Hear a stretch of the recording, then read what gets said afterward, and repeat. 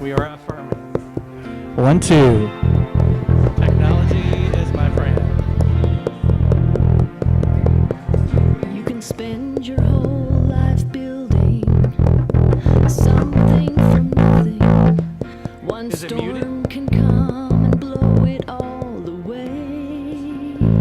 We have sound bites. Build it anyway. You can chase a dream. Video crash also. You want to do a monologue? Yes, absolutely. Anybody from Pittsburgh? There we go. 1, 2. Check, check, check, check, check. How are we on for the video? We are good to go. But we knew that even before, right? We knew that. We are good to go. Welcome to Unity of Music City, everybody. Thank you so much for being here. Hello, everybody online, and welcome to the live stream. Your presence is felt in this room in the same way that all these beautiful people's presence is felt. So happy Sunday. We're going to get started with 2 songs back to back this morning, get our energy up and get it ready for a great service today. Oh, we have friends from New Mexico. Woo! Yes! All right, here we go. So everybody stand and release and stand in our truth. There was a time in my life, thought I'd have to do it all for myself. I didn't know the grace of God was sufficient. Didn't know the love of God was at hand. But now I can say, if you're discouraged, struggling just to make it through another day, you gotta let it go. Let it all go. This is what you have to say. I release, I let go. I let the Spirit run my life, and my heart is open wide. Yes, I'm only here for God. No more struggle, no more strife. With my faith I see the light. I am free in the Spirit. Yes, I'm only here for God. I release and I let go. I let the Spirit run my life, and my heart is open wide. Yes, I'm only here for God. No more struggle, no more strife. With my faith I see the light. I am free in the Spirit. Yes, I'm only here for God. Let me hear you. I release and I let go. I let the Spirit run my life, and my heart is open wide. Yes, I'm only here for God. No more struggle, no more strife. With my faith I see the light. I am free in the Spirit. Yes, I'm only here for God. I'm free, I am free in the Spirit. Yes, I'm only here. One more time. I am free in the Spirit. Yes, I'm only here for God.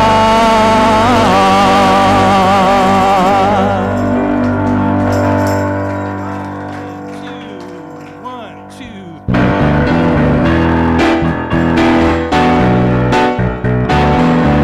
How about this band, y'all?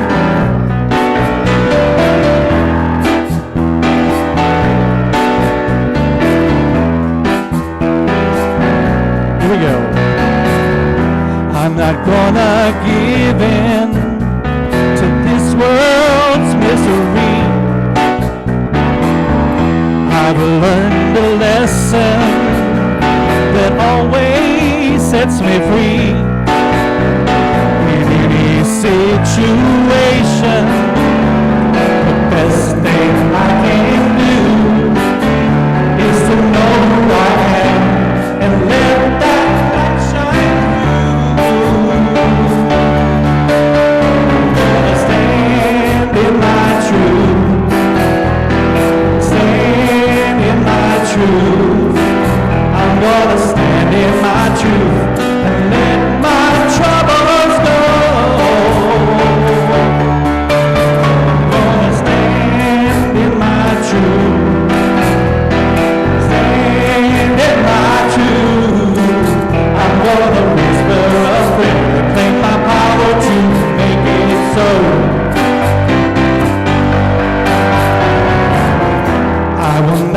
get caught up in other people's stuff. Keeping my focus to me is quite enough. In these leaning corners, I get still and breathe and remember who I am and all that I believe. I'm gonna stand in my truth, stand in my truth. I'm gonna stand in my truth and let my troubles go. I'm gonna stand in my truth, stand in my truth. I'm gonna whisper a prayer and claim my power to make it so. All right, sing it to me. I'm gonna stand in my truth, stand in my truth. I'm gonna stand in my truth and let my troubles go.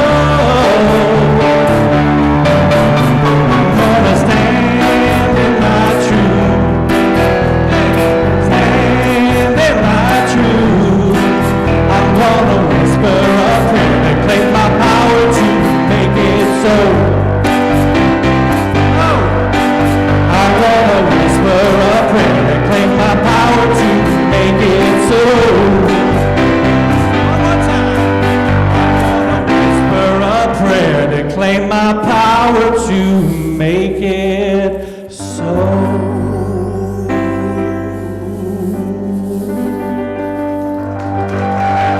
Hi, you may be seated.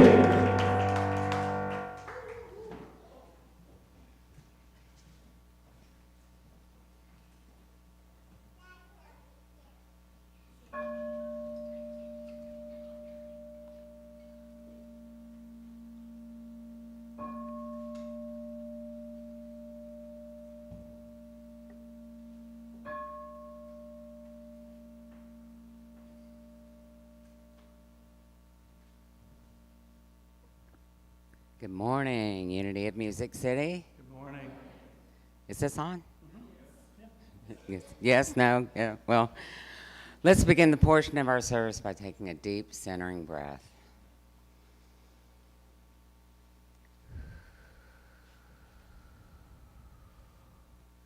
Today's centering statement is, service to others is the manifestation of love and a pathway to peace. We can serve other people. We are not only able to see outside ourselves, but we're able to see the beauty and the good that brings us beyond ourselves. We realize that we can create the reality of a prosperous and sustainable world by developing values of care toward the disadvantaged, compassion for those suffering, and tolerance for people with a different outlook on life. We tend to find out more about ourselves. Helping others is a humbling activity that shifts our perspective and makes us look at our own life from all angles.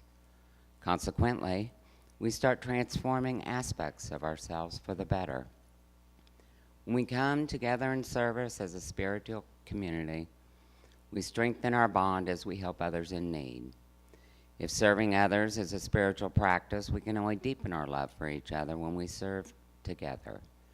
When we show up together in service to our community, we show the world that we take our principles to heart and are serious about doing the work that it takes to create a better world. Simply put, our spiritual community is defined by how we serve our community.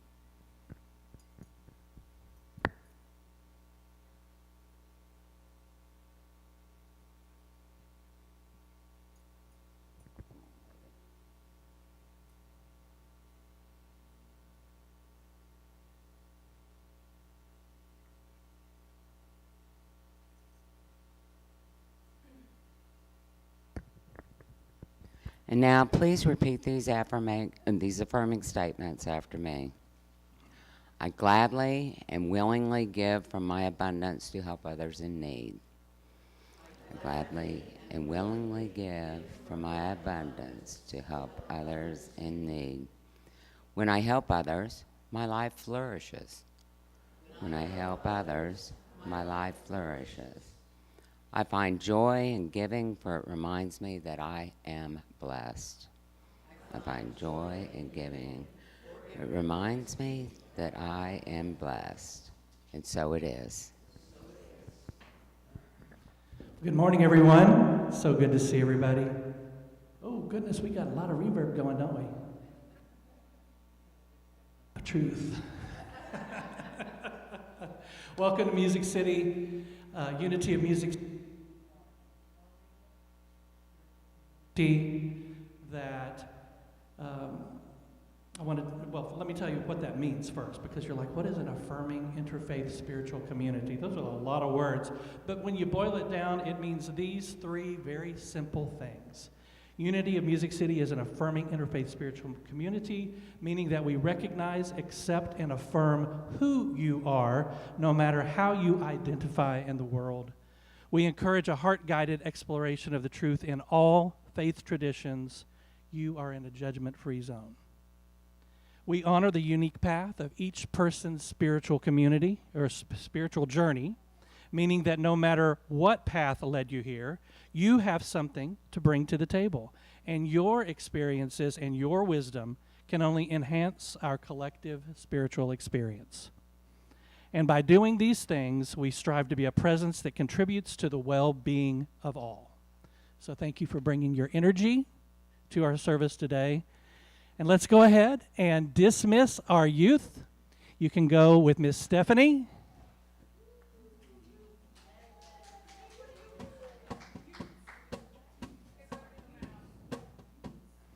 All right. And I do believe we've got a few announcements for the week and the month to come. Yes, we do, Ryan. Thank you. Our youth program is open to all youth. If you have a young person who you would like to share in some playful, spiritual, uplifting activities, please see Stephanie Jacobs. There is a wish list on our website and a link in our happenings for needed items as we launch our youth ministry. We thank you in advance for reviewing this list and for your participation. We are thankful and we appreciate you. We are also looking for monthly volunteers for the youth ministry. Please speak with Stephanie Jacobs in the youth programs if the youth program speaks to you. And a special thing that we have going on this week, we can thank Valerie Dennison for. There is a blue van parked by the entrance ramp this morning where you can recycle clean white styrofoam. No tape, no stickers, no food cartons, egg cartons, cups, or packing peanuts. If you guys know anything about recycling, styrofoam is extremely difficult to get rid of. So this is an amazing blessing that Valerie has stumbled upon this, because it's, styrofoam, there's maybe one place in the entire city that recycles styrofoam. So this is a huge blessing that she's found, and that she is willing to take this on for us. So according to Washington University, styrofoam takes 500 years to decompose. So thank you for being a friend to Mother Earth. Also, if you hadn't heard, we are hosting a fall harvest gathering on Saturday, November the 5th from 2 to 5, rain or shine. Furry friends welcome. There will be a potluck, activities, and fire and drum circle. Bring a dish to share and a chair to sit in. Of course, as you guys know, I bring a chair everywhere I go. So I know some of you guys don't quite have that. So again, remember a chair, because there'll be quite a few of us here. Thanks. I try to be. I'm going to start doing that. Right? Yeah, it comes in handy sometimes, Don't forget your drum or guitar to strum, because we like to make, our music makes the world go round. It's the heartbeat. So. The Sacred Community Action Ministry will be collecting gently warmed shoes for Souls for Souls or canned goods for the food pantry. Thank you for your support in this ministry. And I think that's about it, of course. Yeah, page 2. And of course, as you guys always know, the prayer chaplains are available for your prayers. If you have a prayer concern that you would like the chaplains to be made aware of, you can email that prayer request to U of MC, prayerrequests@gmail.com. There's also a prayer box at the back of the room, and there's also one in the foyer. So if you would like to drop your prayer requests, all requests are welcomed. And I believe that's it for today. Thank you, Ryan. Pass the baton. All right. Well, I'm ready to sing again. What about you? All right. It's time for the monthly mantra, the song that kind of really embodies who we are as a spiritual community and puts into action what our principles are. This month we're doing We Come Together, and let me highlight the bridge for you. So we'll take it to the bridge. From every walk of life, every creed and color, in kinship we unite in honor of the God in each other. That is who we are. Let's stand up and sing it. 1, 2, 1, 2, 3, 4.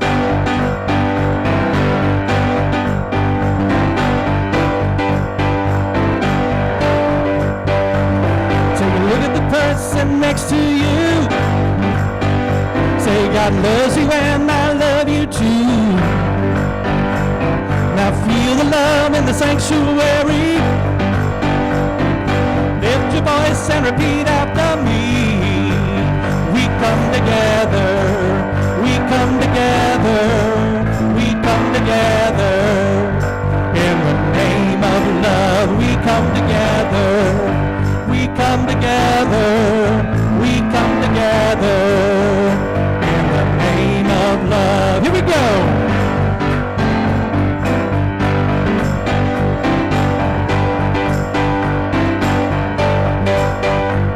Now look at the person next to you. Say, I recognize the God in you. Now feel the love in the sanctuary. Lift your voice and repeat after me. We come together. We come together. Sing it. We come together. In the name of love, we come together. We come together. We come together. Take it to the ridge. From every walk of life, every creed and color, we unite in honor of the God in each other. Take a look at the person next to you. Say, namaste, I bow to you. Now feel the love in this sanctuary. Lift your voice and repeat after me. We come together.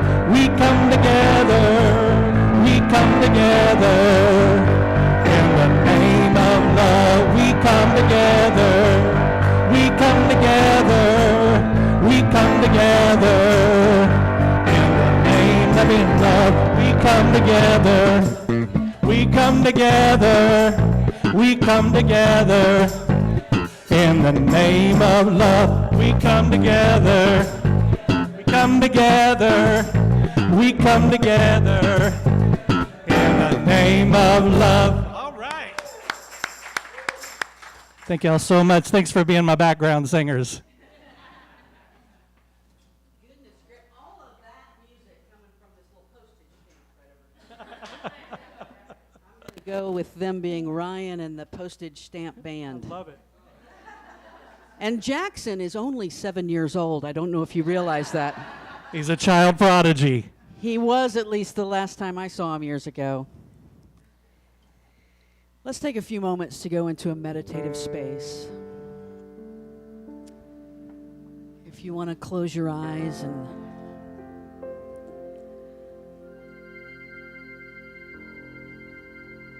get comfortable in your chair, lower your shoulders and let the tongue fall off the roof of your mouth. Let it just rest.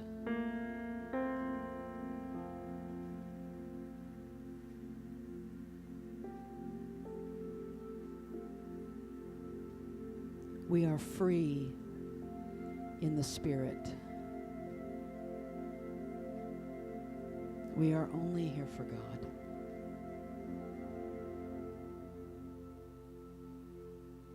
We are only here for that experience of the divine that is with us every moment.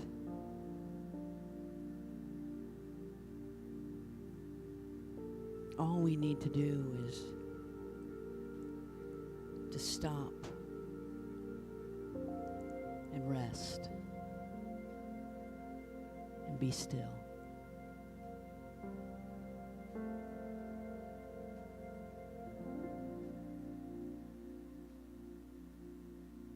Be still and know that I am God.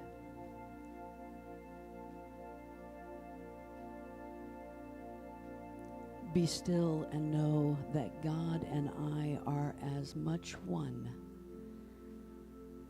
as the perfume is to the flower.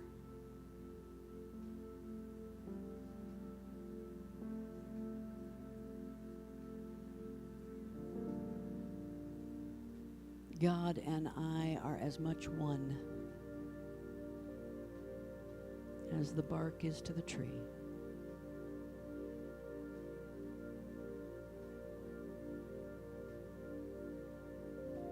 And that truth is true no matter what else is happening.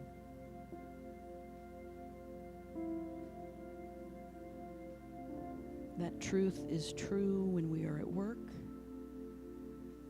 when we are at play, when we are here in spiritual community, and when we are alone.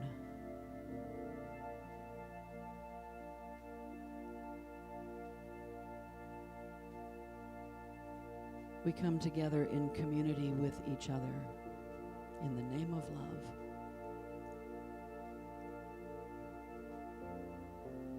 To feel that more acutely.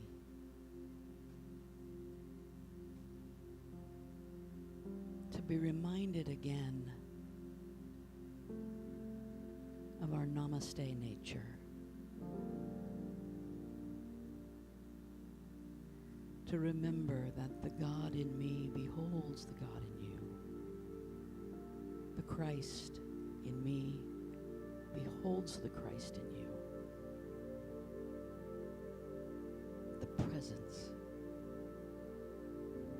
the pure divine presence in me beholds the pure divine presence in you. And for a moment together, we set everything else aside to remember that one simple fact, that God and I are one.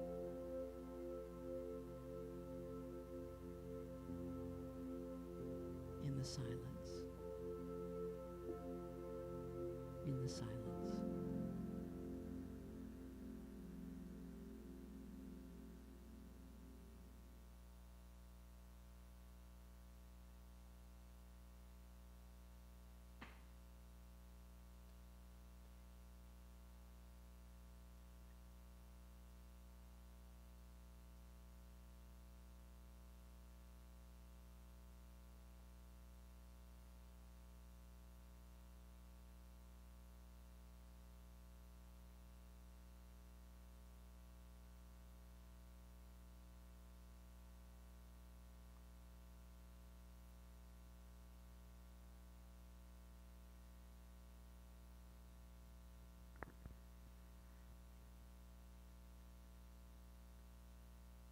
God and I are one in the silence.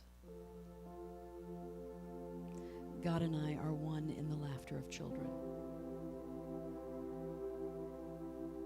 God and I are one in the heart of music.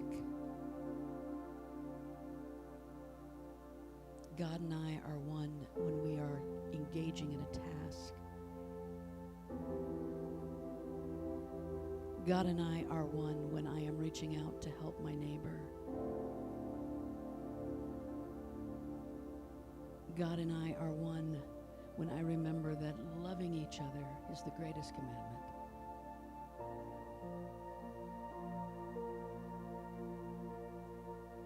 This knowing is never far away, because it is the very essence of life within us. The chi, the God energy in which I move and breathe and live and have my being. I am in God, and God is in me. My life is God expressing.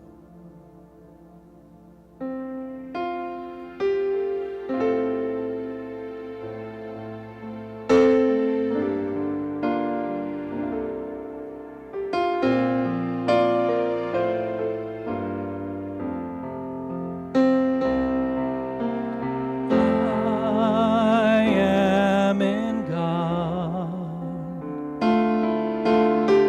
God is in me.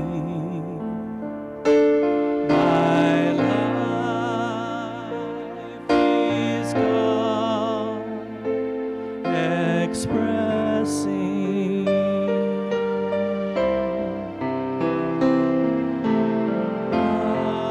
I am in God.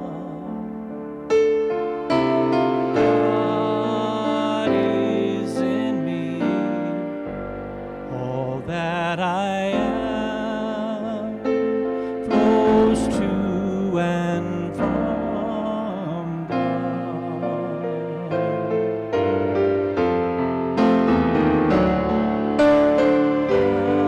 I am in God. God is in me. My life is God expressing.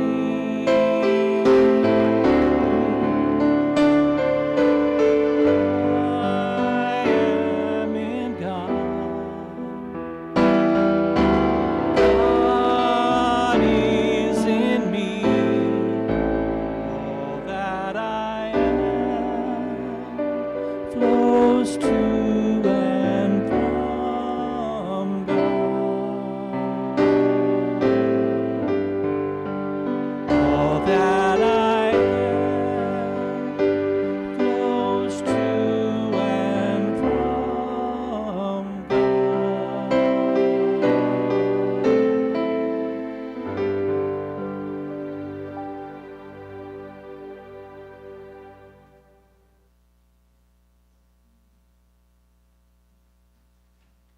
My favorite problem on the planet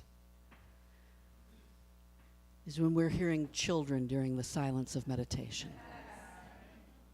It is my favorite problem to have. Good morning, everyone. It's so good to see you this morning. We're having a little bit of technical difficulties, so I may need to have 3 hands this morning, but we will make do one way or the other, because you know what? Ain't no hill for a climber, as a friend of mine used to say. I got it right here. Ain't no step for a stepper. We got it together. So today, it is the time of harvest. Don't you feel that wonderful weather outside? Oh my gosh, I would just like to put that on hold for how long. It's fantastic. October. I really believe the statistics would show, if you ask people what their favorite month is, it's going to be October. I think it's going to win, hands down, especially here in Tennessee, where it's so beautiful. And so it's harvest time. It's the time of harvest, and my talk today is entitled The Purposeful Harvest. The Purposeful Harvest. Now, as we get into this, we'll talk about it a little bit more, but I want to tell you about my personal pushback against all the purpose talk sometimes, because you know me, I got to push back against it all. That's how we learn. The person who's pushing back is the person who's in the learning curve right then. They're saying, I want to know. I want to go beyond where I am right now, and I'm pushing to try to find out. So my personal pushback had always been to live a life of purpose. When you would hear people say that, you need to live a life of purpose, I would be like, that sounds so exhausting. It's kind of like when you're going into sales or something, which just to give you an idea, when I was in my early 20s, I took this survey on what jobs I was most suited for, and sales came in dead last. I had like a 3% chance of ever being successful in sales. And I think that was high, actually. But sure enough, one of these days, I found myself years ago in hotel sales. As a career, and we would go to we'd get all these little workshops about how to be successful, and they would always talk about networking, and that word sounded exhausting, right? Like, I don't want to network. I can make friends, that's fine, but I don't want to network. And because I was always a little bit like bubbly and vivacious and outgoing in my youth, I believe I hold the record for the most anyone has ever been asked to join a multi-level marketing organization. I think I might hold that record. And every now and then I'd have a friend that I felt just enough indebted to that I'd go, okay, I'll sign up. And then nothing happened because I am not going to sell my friends anything, and it just didn't happen. So purpose was always something I had to come through the back door to. And I had to figure out a different way of approaching purpose. And today we're going to talk about that in relation to the things that we harvest in our lives. So the first question I'll ask you to think about while we're going through this is, what are you reaping right now? What is the harvest you're reaping? Remember, I did a talk last year sometime that used that saying, every system is perfectly designed to get the results that it gets. Which is a hard thing to swallow sometimes, because we have to accept that the results we're getting, that's the way our system is built. So what is the harvest that you're reaping right now? Because it wasn't an accident. And I don't say that as a way of bashing you over the head and holding you responsible. Life happens, and sometimes that other stuff happens as well, right? We have to deal with icky things. But it gives us the opportunity to step back and reassess and find out what it is that we want to harvest in our lives and what we're reaping and what we're sowing. So just to skip ahead for a moment, this is last month's full moon. Because full moons and harvest just go together, don't they? This was not the harvest moon. The harvest moon was in September, the one closest to the autumnal equinox. This was the hunter's moon, and 10 of us gathered around the fire pit right out here. That photo was taken by Julie Lanham through her telescope, actually. And so that is the actual moon from this most recent full moon. And we had a wonderful opportunity to sit and talk about some of the things that we'd harvested in our lives and what our intentions were, what our seed planting, what we wanted that to be for the next harvest. Now, the next full moon, we've just started these full moon gatherings. The next full moon is on November 8th. It's a Tuesday, and you might recognize that date because it's also election day. And on that full moon, we're having a full lunar eclipse. You won't be able to see it much in this part of the world, but in some parts of the world it will show as a blood moon. But here's the thing to know is that eclipses are all about bringing change. They are harbingers of change, and we got one happening at a midterm election. Now, I don't know. It's going to bring a change. It's always going to bring a change. What kind of change is kind of up to us. So I hope everyone is registered to vote, and that's all I'm going to say about that because we are a nonprofit organization. But I hope you'll join us. You'll go out and vote, and you'll join us around the fire next time for a lovely, lovely rain or shine. It doesn't matter. We'll stand out there in pouring rain. No, we might move it inside if it's pouring down rain. But we will gather and under the energy of the full moon with each other. There's also a ceremony called the green corn ceremony. I want to spend a moment talking about different harvests. You know, every culture in the world has harvest festivals. Going back, it's probably the most ancient type of festival that goes back even before human beings started going, I wonder if there's a man in the sky, right? And so all the way back to the very beginning of human evolution are harvest festivals. And the green corn ceremony is a ceremony that takes place among especially the eastern woodland native tribes, North American and southeastern tribes. So the land we're on, which was once the land of the Cherokee, they would have had a green corn ceremony. Now this happens at different times because harvest festivals happen year-round depending on where you are and when harvest is happening and what crop you're harvesting. And corn was the most significant crop to eastern woodland and southeastern Native American tribes.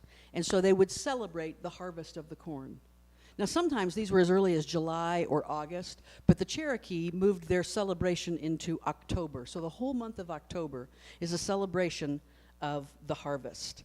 It is a celebration, I'm going to say this wrong, this is in Cherokee, I believe. Hasakatumis, which sounds like Sakatumi to me, and I can't get beyond that. Hasakatumis, who is known as the breath maker. What a beautiful way to think about the Great Spirit, right? The breath maker. It's always associated, in most cultures, the harvest time is associated with the new year. You harvest, and then you have a new year. This is where we begin the new year. In the Cherokee people, it is a time to forgive all debts, grudges, grievances, to wipe all slates clean. Wouldn't it be lovely to live in a society where once a year, every slate was wiped clean in your life? Let me just sit in that for a moment. Wouldn't that just be heavenly, that we wouldn't carry that kind of thing forward? In the Jewish tradition, this is the final day of Sukkot. Happy Sukkot. The 10th, October 10th through the 16th is what is known as Sukkot. It's also known as the Festival of Booths and the Harvest Festival. And so Jews who are observant will build a booth. This is it's meant to symbolize the time spent in the wilderness, and it's meant to symbolize also the time of the harvest when the farmers would gather out there and they'd just live out in the field. And so you built something that would block the wind, and across the top you have palm fronds. That's all, and otherwise you're open to the sky. And observant Jews, even to this day, will spend all of Sukkot as much time as possible in this booth. And at the very least, they'll eat all their meals there. Some will sleep out there, right? And it can be right up against the house.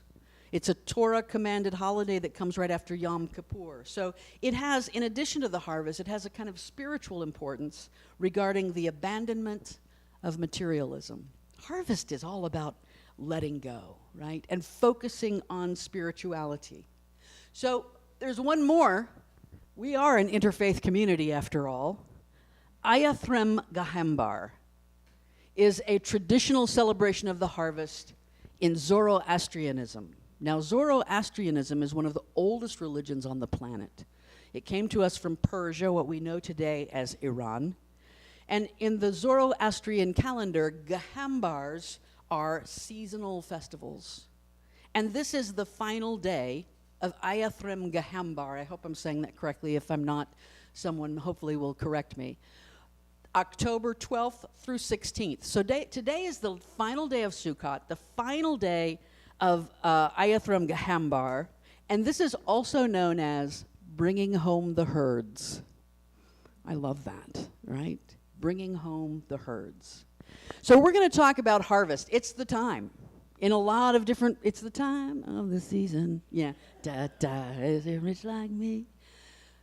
So we've talked before about the volunteers that grow up in your garden.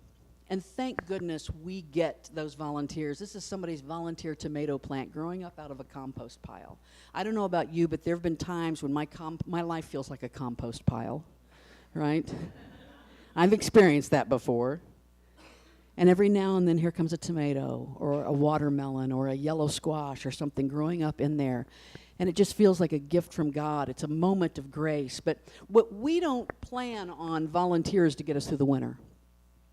They're grace, and they're given to us from a loving creator. But we don't plan on those. We don't budget for the lottery, right? And we don't plan to get through the winter on the volunteers. Some of us do. I've known people like that. Have you ever known people like that? You're like, I'll get by. It's all right. Something will happen. And that's okay. And most of the time, I'm a little jealous of them because most times something does happen for them. And they've figured out how to just manifest it in front of them. But we also want to be intentional about that which we plant.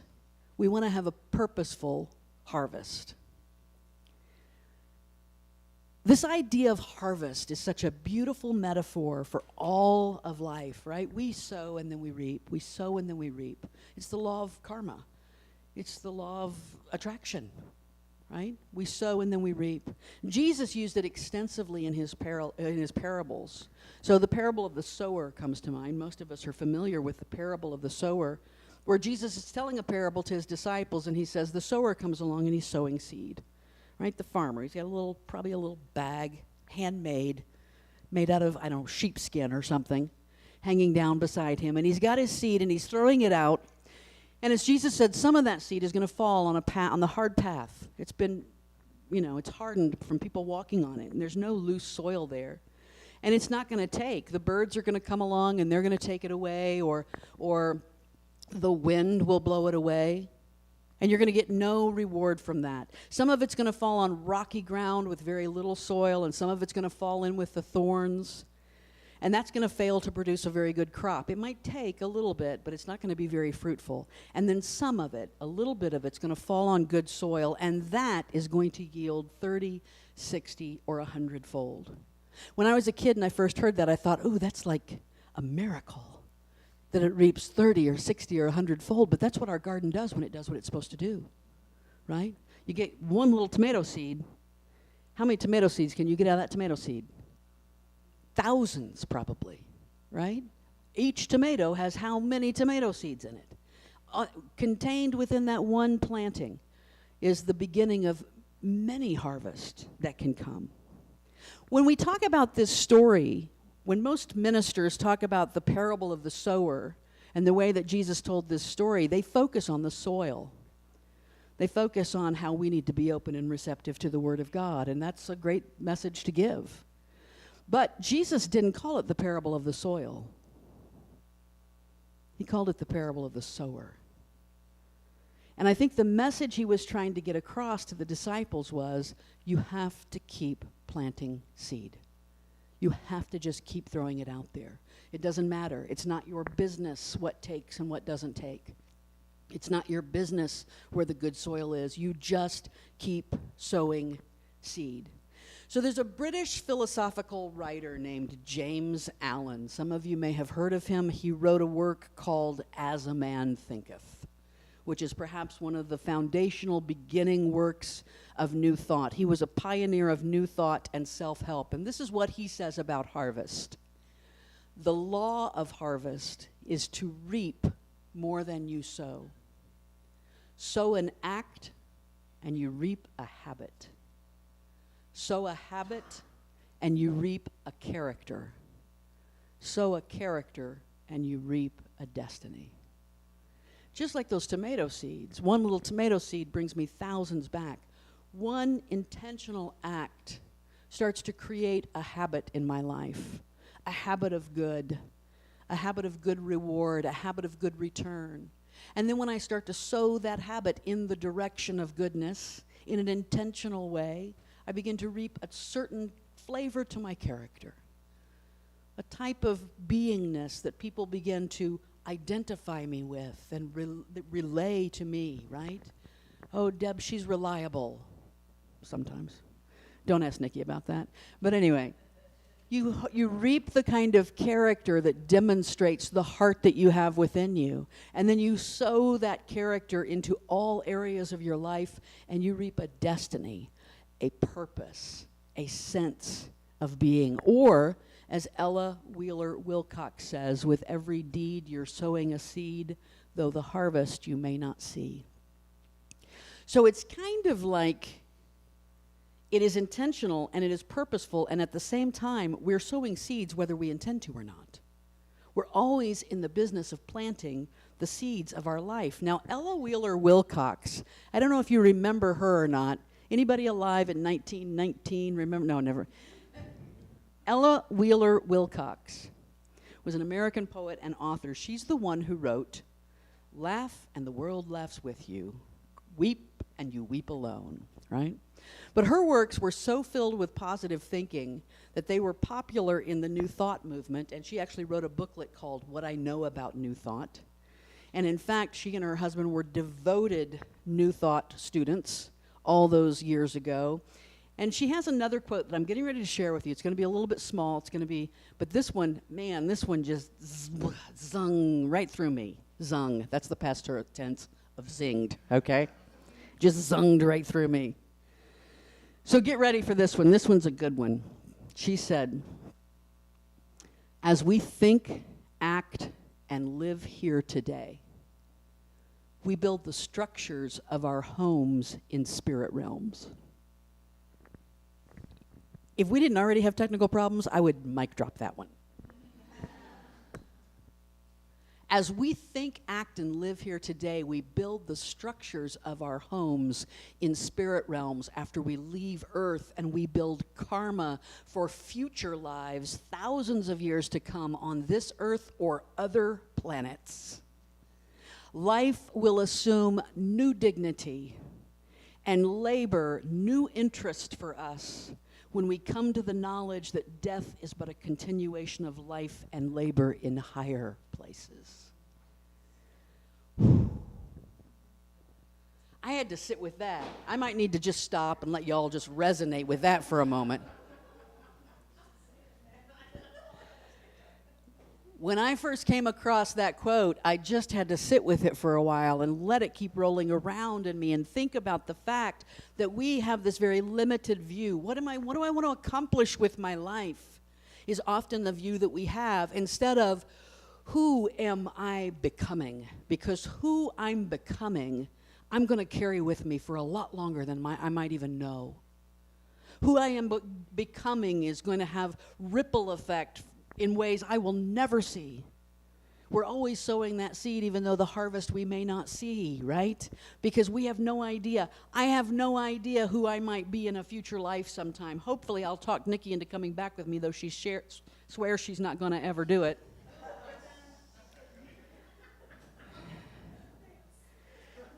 But if that's true, if it's true that I'm sowing seeds for a future life, well, you know what? I don't really remember the past ones. So it may be that in a future life, I'm sitting here going, I have no idea who that former me was, but thank God she planted a few seeds of goodness. Thank God she got me off to a good start there.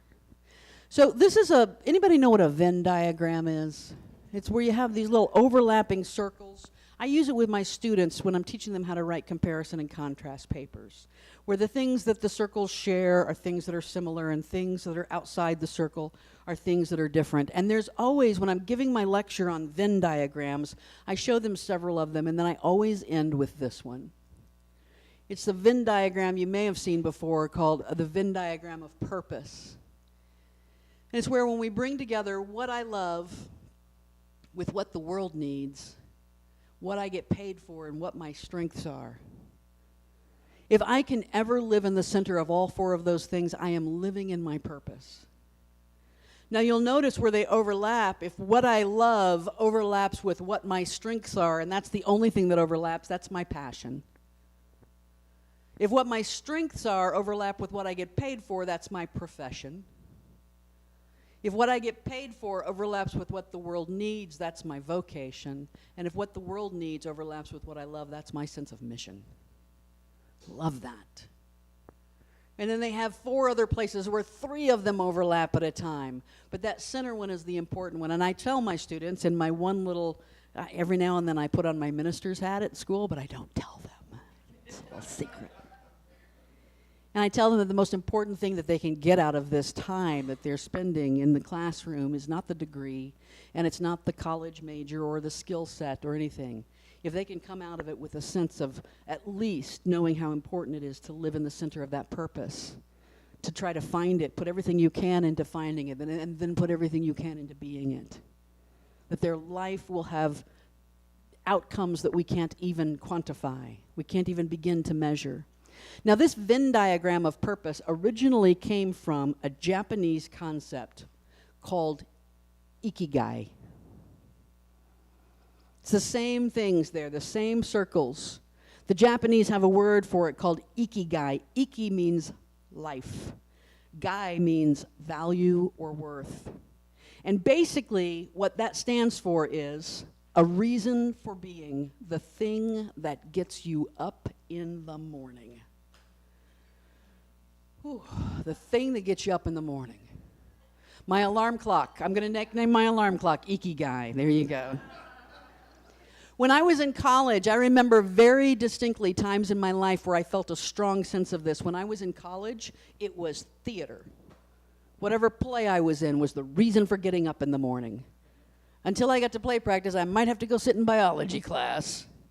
But I had to go to biology class to keep passing my classes so I could keep being in plays, right? That was my Ikigai. It is the desire for what Japanese, the desire of what Japanese call Ikigai is kind of a universal human experience. It's the highest level of desire. It's essential to the process of cultivating your inner potential, or what makes your life significant, right? So there are some Western misconceptions of Ikigai, because we live in America, yay capitalism. We have to think about some of the ways that we get this incorrect. One of them is, Ikigai isn't necessarily related to money or work. Many Japanese people never really retire. They always continue to do what they love. There's a fantastic documentary called Jiro Dreams of Sushi. Came out in 2011. I have tried for 3.5 years to get Nikki Conley to watch Jiro Dreams of Sushi. And somehow, hobbits always sound more fascinating to her. But Jiro is a man who is considered the sushi master. He has a restaurant called Sukiyabashi Jiro in Tokyo. It has 10 counter seats. That's it. And you cannot get in. You cannot even call for reservations. They only accept reservations from the concierges at luxury hotels in the area. That's it. He served President Obama, who declared it was the best sushi he'd ever had in his life. Jiro is 96 years old now, and he still owns that restaurant. Now, he has handed over a lot of the work to his son. But nonetheless, what is so powerful about this film, and even if you don't like sushi, I encourage you to watch it. It's wonderful if you do like sushi. But what's really at the heart of this is a person living their passion, right? A person living their, not for money, not for the work of it, but just because it is who I am. The second misconception is that Ikigai doesn't have to be an all-encompassing, never-changing, overwhelming, all-or-nothing sense of purpose, because sometimes we get that in our head. I have to find my purpose, my big purpose, the one with a capital P, the one reason that I was put here on earth. You probably were put here for more than one reason. If you are a parent who has more than one child, you were put here for more than one reason. Right?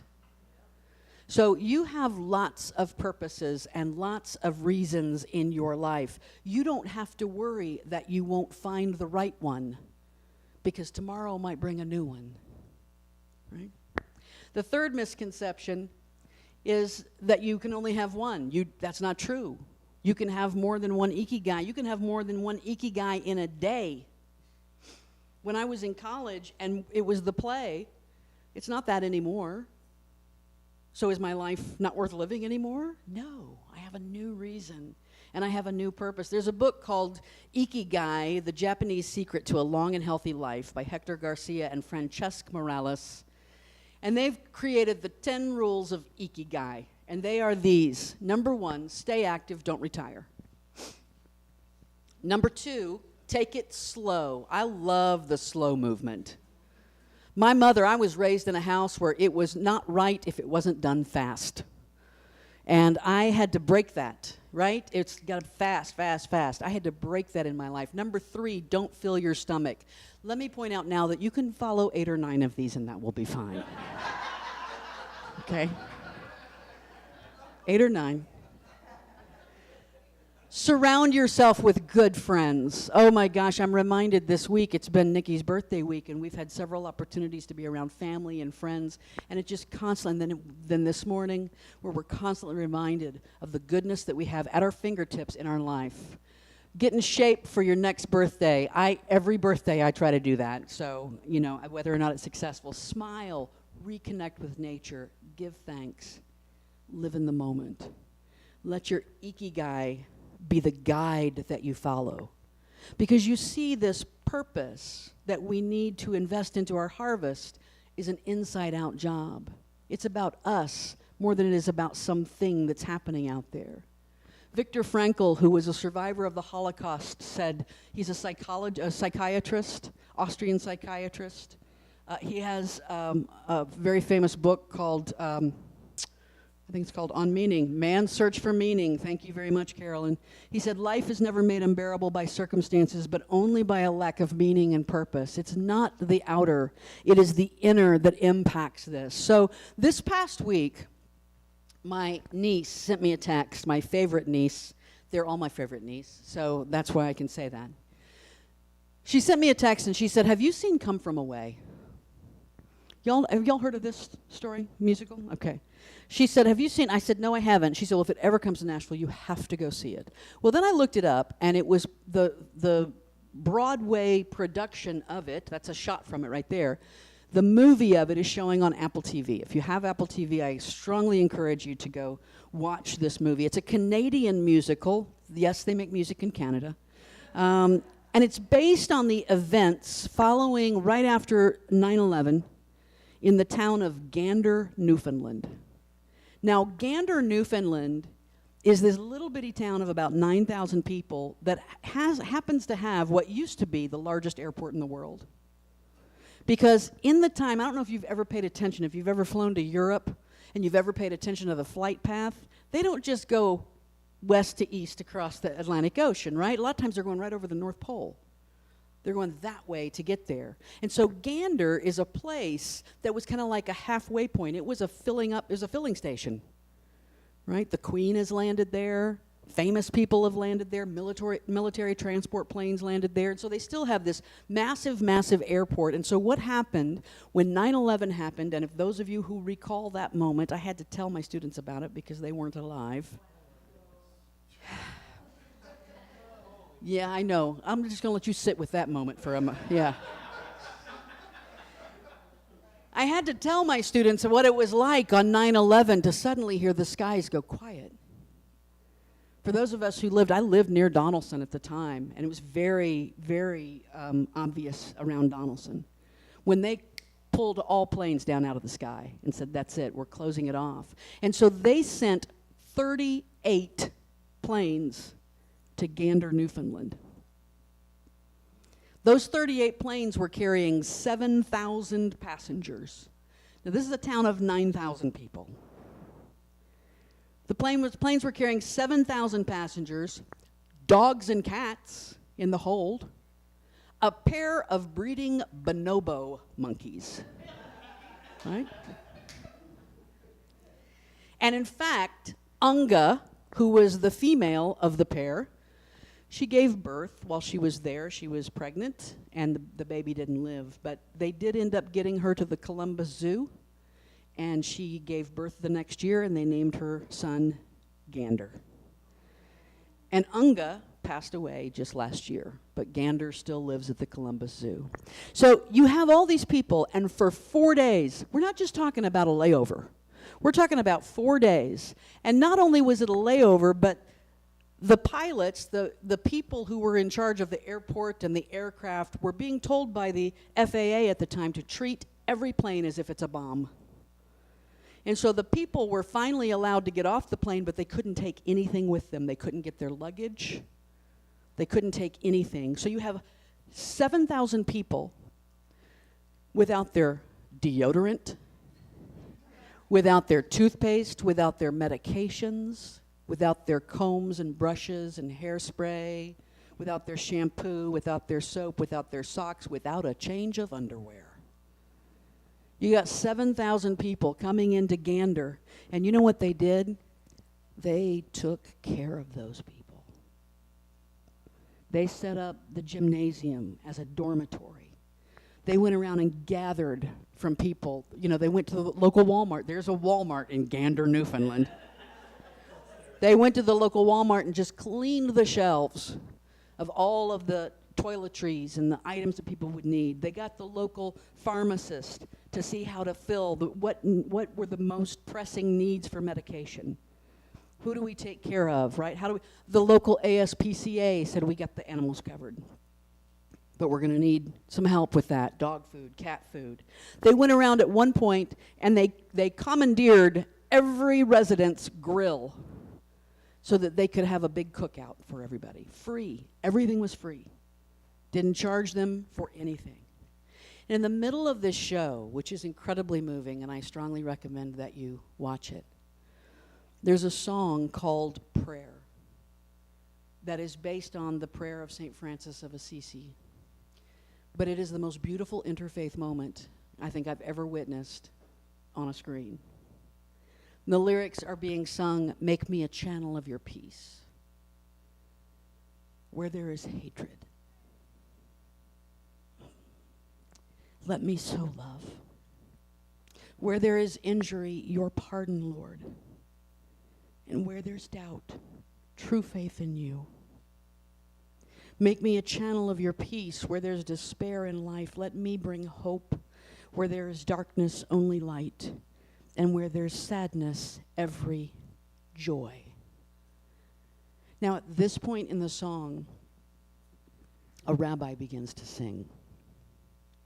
Ose shalom bimromav, huya ase shalom aleinu, va'el kol Israel, vimru, vimru, amen.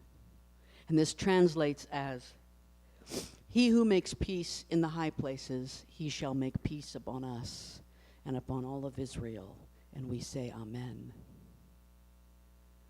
And then, I was already teary at this point. Then some Hindu passengers began singing a mantra that is one of my favorites that I use quite a bit in my own personal practice. Om asatoma sad gamaya tamasoma jyotir gamaya mrityurma amritam gamaya. And it means, keep me not in the world of unreality, but make me go towards the reality of eternal self. Keep me not in the state of darkness, but make me go towards the light of spiritual knowledge.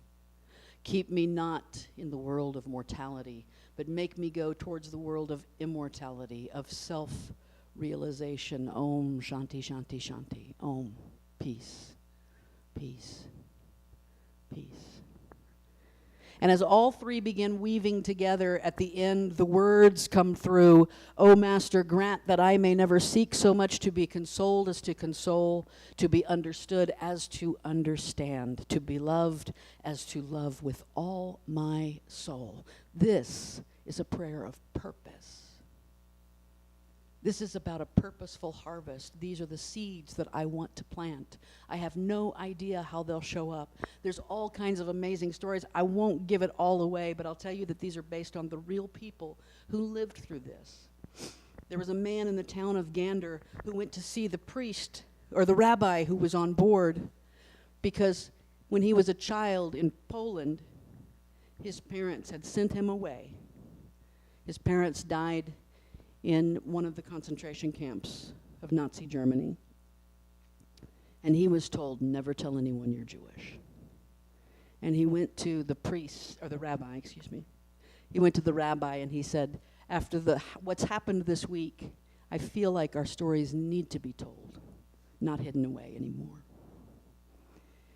And as they're wrapping up the song, one of the passengers, who's Muslim, who's had to deal with some suspicious glances after everybody learned what had happened on that day, he comes down front and center stage and he starts to chant, Allahu Akbar, Subhan Rabbi Al-Azim.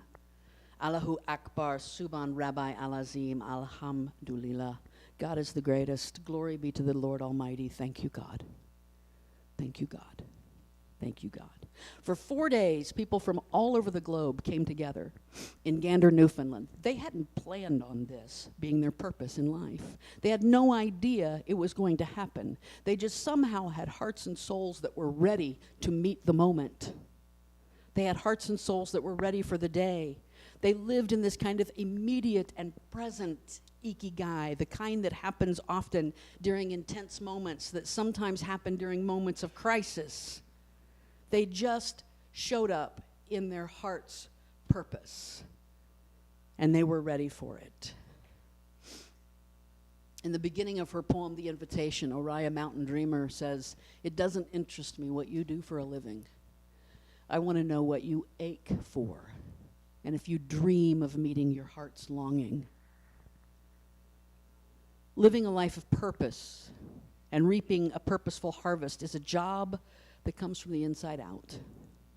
It has nothing to do with your college major or your career path. It has nothing to do with how well you network or how well you find that purpose in your job. It has nothing to do with the work that you find yourself in. Excuse me.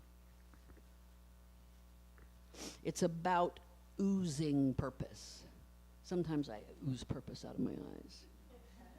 It's about giving off the perfume of a meaningful life, about living in the space and energy of what matters. The starting point of that is self-knowledge and self-awareness, and that's why we sit in the silence, and it's why we emphasize your personal journey, and it's why I talk again and again and again about becoming aware of the pure presence within you, because that is where your purpose lies.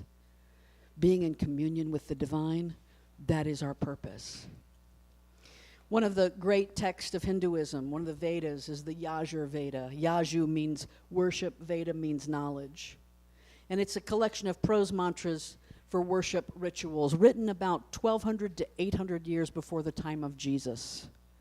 And I want to leave you with this quote from the Yajur Veda. "O seeker, know the true nature of your soul and identify yourself with it completely. O Lord, may we attain the everlasting consciousness of supreme light and joy. May we resolve to dedicate our life to the service of humankind and uplift them to divinity." Namaste.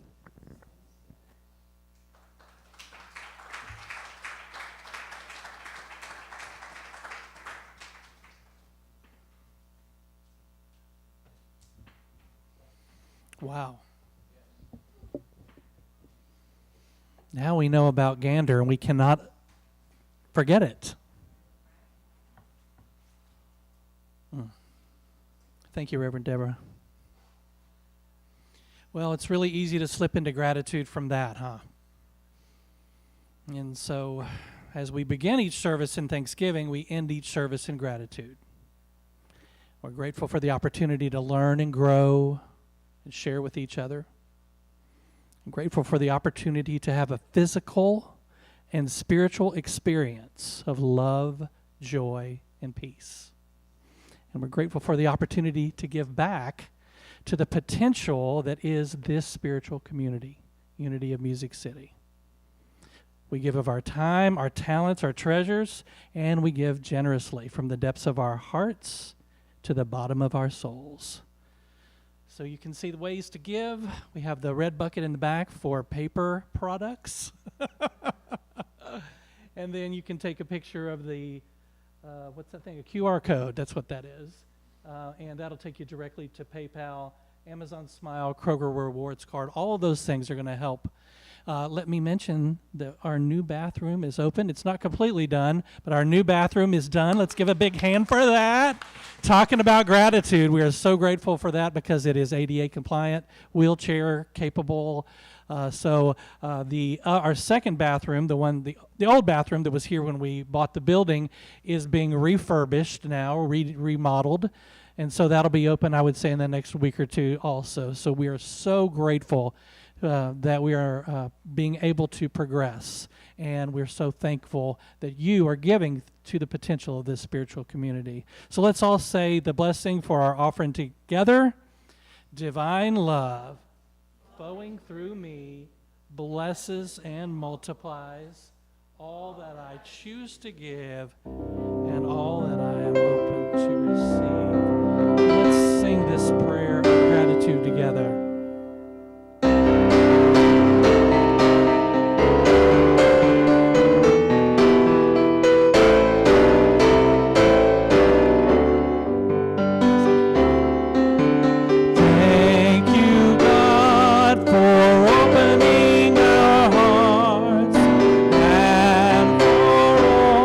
We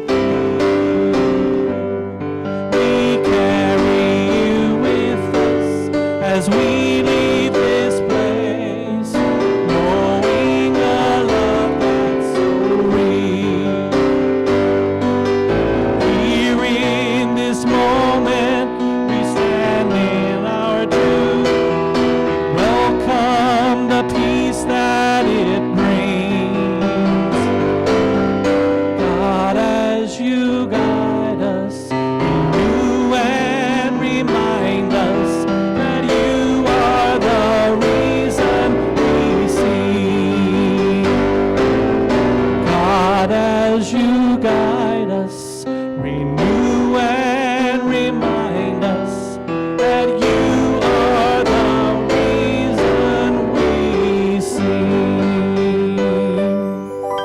Let's all stand up together and say the prayer for protection. The light of God surrounds us. The love of God enfolds us. The power of God protects us. The presence of God watches over us. Wherever we are, God is, and all is well.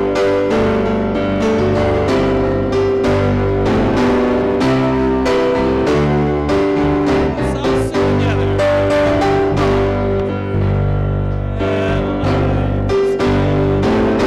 We are truly blessed. All is well, life is good. We are truly blessed. All is well, life is good. We are truly blessed. All is well, life is good. We are truly blessed. All is well, life is good. We are truly, yes we are. All is well, life is good. We are truly blessed. We are truly blessed. We are truly blessed. All right, everyone. We appreciate you being here. Thanks for watching us online. We'll see you next week. Have a great week.